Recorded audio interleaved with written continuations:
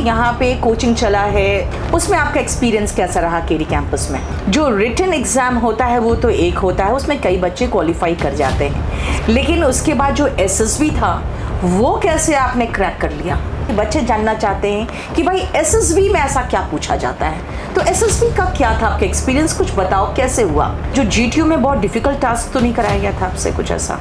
Conference out क्यों होते हैं लोग? मैम कॉन्फ्रेंस वाले दिन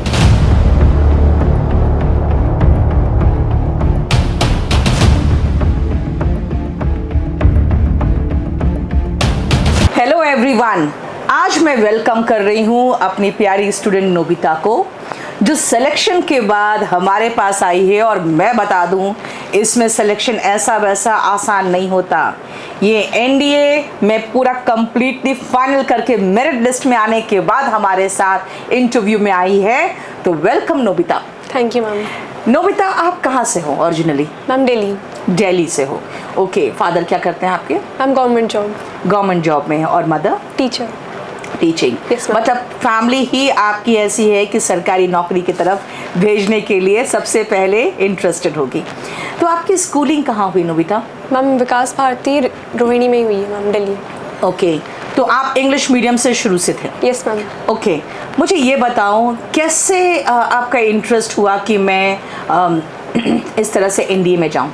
Ma'am, the first batch when the NDA commenced for the women, it was when I was in class 9th. Okay. So that was the starting period where I was thinking about the career and starting about it. तो NDA में उस time पे interest आ गया था। फिर mother की guidance थी कि वो टीचर है, तो उन्होंने पूरा गाइड किया कि कैसे कैसे प्रोसेस होता है, कि क्या क्या पढ़ना होता है। And later on after completing 12th I opted for taking coaching. And क्योंकि केडी कैंपस की मतलब फैकल्टी बेस्ट थी and the timeline of schedule were best, so I took this. मैं इसकी क्लास में गई थी ग्रुप डिस्कशन करवाने, और वीक में मेरी 1 या 2 क्लासेस होती थी, तो मेरी नज़र इस पर बिल्कुल टिक गई थी। और मैंने पता नहीं क्यों अंदर से एक फीलिंग आई थी कि इसका तो होगा ही। और एनडीए में ऐसा बोलना बहुत बड़ी बात होती है, क्योंकि एनडीए में बहुत कम सिलेक्शंस होते हैं। तो आपका ये जो यहाँ पे कोचिंग चला है रिटन का पहले, उसमें आपका एक्सपीरियंस कैसा रहा केडी कैंपस में? मैम वेरी शेड्यूल्ड और वेरी टाइमलाइन प्रिसाइज एक्सपीरियंस था कि classes very time to time accurately, syllabus एकदम अच्छे पेस पे चला था कि प्रैक्टिस टेस्ट का टाइम मिल रहा था, डीपीपी का टाइम मिल रहा था, वीकली टेस्ट हो रहे थे, तो उसके कारण it was a very well scheduled session for me. कि प्रैक्टिस पूरा वो जो मई से स्टार्ट किया था, अगस्त में ख़त्म किया था, it was very well planned. Okay, fine.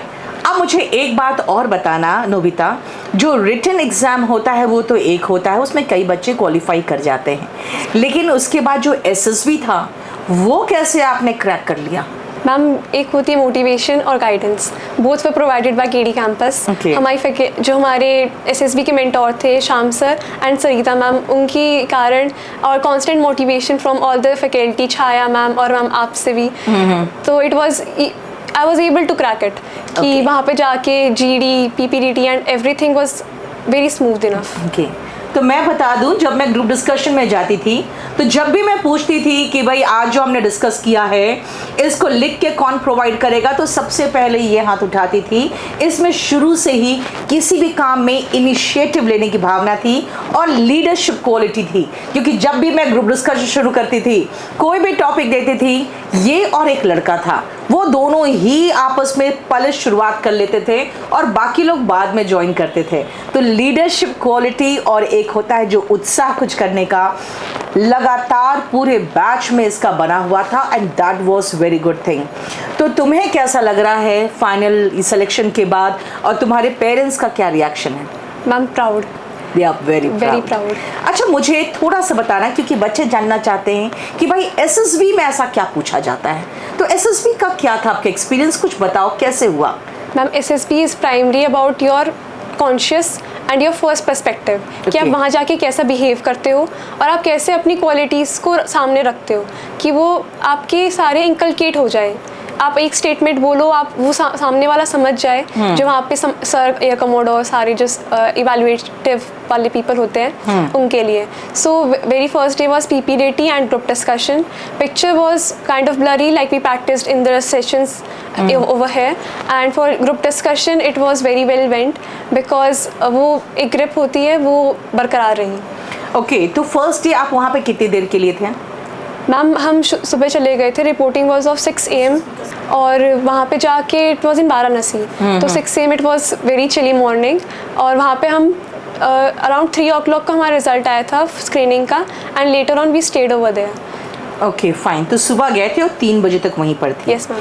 तो एसएसबी में ये सब चीज़ें आपको प्रिपेयर कराया गया था केडी कैंपस में? यस मैम, सब कुछ like from GTO task, every task to how to perform it and what is about. और स्क्रीनिंग भी OIR हो चाहे टेस्ट, कितने बहुत सारे टेस्ट किए थे, psychology test, PPDT, VAT, SRT, TAT, everything was done. तो वहाँ पे जाके ऐसा कुछ महसूस नहीं हुआ होगा कि कुछ नया चीज़ करने आए हैं या कुछ नया चीज़ ऐसा आ गया जो हमने केडी कैंपस में एसएसबी में प्रिपेयर नहीं किया, ऐसा कुछ नहीं नहीं मैम, हुआ? सब कुछ was fully prepared. Okay fine, second day क्या हुआ आपका? सेकेंड डे वॉज GTO, हमारे हाफ GTO टास्क हुए थे, जैसे लेक्चर 8, ग्रुप डिस्कशन 1 और हमारी group obstacle race. These were the first things which were done on second day. Later on third day पे भी हमारा GTO हाफ टास्क चले थे।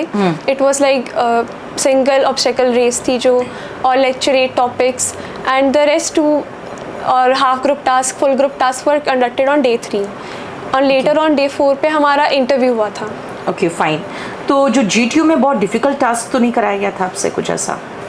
उसके लिए हम वी वर मेंटली प्रिपेयर्ड, क्योंकि यहाँ पे फैकल्टी ने हमें उस तरीके के ऑब्स्टेकल के बारे में ब्रीफ किया था और बताया था कि how to overcome it and how to plan a strategy to complete the task. Okay fine, और फोर्थ डे इंटरव्यू था, इंटरव्यू में क्या क्या पूछा गया आपसे? Ma'am interview was obviously a little hectic, क्योंकि वहाँ पे sir was sitting and he was asking rapid fire questions like about personal life and about the why are you here, like what's the purpose of you over here, और why do you want to join. Okay fine, मतलब पूरा complete कितने दिन में हुआ, पूरा complete task कितने दिन में कंप्लीट हुआ? 5 डेज में। तो फिफ्थ डे क्या किया आपने? Conference, fifth day was conference, जिसमें हमें एक एक करके पहले ब्रीफ किया गया था। लाइक जो पूरा बोर्ड था वहाँ पे वो बैठे हुए थे कॉन्फ्रेंस रूम में and one by one each candidate was going into it and they were just slightly having a soft discussion with us with the feedback and how all it went. तो conference out में कितने लोग वहाँ पे out हुए थे उस दिन, कुछ अंदाज आपको? Ma'am 55 were there and out of them only 16 got recommended. उसमें 4 स्टूडेंट्स हमारे थे जिनका नहीं हुआ, तो वो कॉन्फ्रेंस आउट हुए थे। अच्छा, मुझे एक बात बताओ, जो फिफ्थ डे आपको जो ऐसे ही कॉन्फ्रेंस हुआ है तो उसमें इतने लोग छट गए, तो उसका रीज़न क्या है छटने का? कॉन्फ्रेंस आउट क्यों होते हैं लोग? मैम कॉन्फ्रेंस वाले दिन जो हमारे 3 असेसर्स हैं, इंटरव्यूइंग ऑफिसर, हमारे GTO ऑफिसर एंड हमारे साइकोलॉजी टेस्ट जिन्होंने इवैल्यूएट किया होगा, वो तीनों डिस्कशन करते हैं कि how the candidate is mentally prepared, physically fit and how the communication goes. Okay, and आपका कहना ये होगा कि जो अब 4 दिन, शुरुआत के 4 दिन थे, आप लोग पे लगातार वो लोग नज़र बनाए हुए थे? Yes ma'am. ओके, तो वो सब कुछ इवैल्यूएट करने के बाद फिफ्थ डे कॉन्फ्रेंस आउट क्यों हुए बच्चे, उनको खुद भी नहीं पता होगा शायद कि क्यों आउट हुए? जी उनको पता था? इसमें बहुत हिडन और वो रहता है कि आपको पता नहीं चल पाता वो किस मिस्टेक को आपको ढूंढ ले या वो कौन सी क्वालिटी आपको कब देख रहे हैं, इसमें ये पता नहीं चल पाता।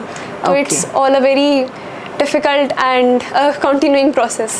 तो एसएसबी में जो आप प्रिपरेशन करते हो तो याद रखना, आपको पूरा मेंटली टफ, फिजिकली फिट दिखना होता है, और सबसे मेन चीज़ है कि आपका किस दिन क्या इवैल्यूएट करके कब आप छाटे गए हो और आपको आउट किया जा चुका है, आपको खुद पता नहीं रहता। इसीलिए जो चीज़ है अपने क्वालिटीज़ को अपने अंदर, अपनी पर्सनालिटी के अंदर डाल लेते हो, वही चीज़ है जो एसएसबी में दिखता है, क्योंकि 5 दिनों तक लगातार अपनी एक झूठी पर्सनालिटी बना के रखना ये पॉसिबल नहीं होता। तो मैंने पहले इसीलिए कह दिया था क्योंकि इसमें मुझे लीडरशिप क्वालिटी दिख रहा था, हर काम में इनिशिएटिव लेती थी, कॉन्फिडेंस दिखता था और हमेशा ये मोटिवेटेड रहती थी। लास्ट क्लास होती थी उसमें मैं यही देखती थी कि बहुत सारे बच्चे बिल्कुल एकदम थके हुए, चेहरे से उदास, भूख लग रही है मैम, ये सब बोलते रहते थे, लेकिन इसमें कोई कमी नहीं आती थी और ये कॉन्फिडेंटली और बहुत ही उत्साह के साथ ये हमारा ग्रुप डिस्कशन भी अटेंड करती थी। तो नोबिता, आगे अभी आपकी एज कितनी हुई? मैम 18। आगे क्या करने का इरादा है? मैम NDA ट्रेनिंग, खड़कवासला पहुंचेंगे अभी तो, and then further continuing the service. Okay, तो ये सर्विस कंटिन्यू करेगी और हमारे देश सेवा में एक और बेटी लग गई है। तो मैं चाहती हूँ कि हमारे देश के जो बेटे और बेटियाँ हैं, जो होनहार बेटियाँ और बेटे हैं, वो भी एनडीए दे। और याद रखना, अगर आपका हो गया तो आप बहुत ही सौभाग्यशाली हैं आप, क्योंकि आपको देश सेवा का मौका मिलेगा। Thank you so much Nobita, Thank you, thank you ma'am. For coming. एक छोटी सी गिफ्ट है आशीर्वाद के रूप में। तुम्हारी शादी भी होगी तो वैसे ही कुछ दूंगी मैं। तो अभी तुम्हारा जीवन का सबसे पहली जो सफलता है ना तुम्हारी, उसके लिए तुम्हारे लिए कुछ है। ये मेरे तरफ से रखो। खुश रहो।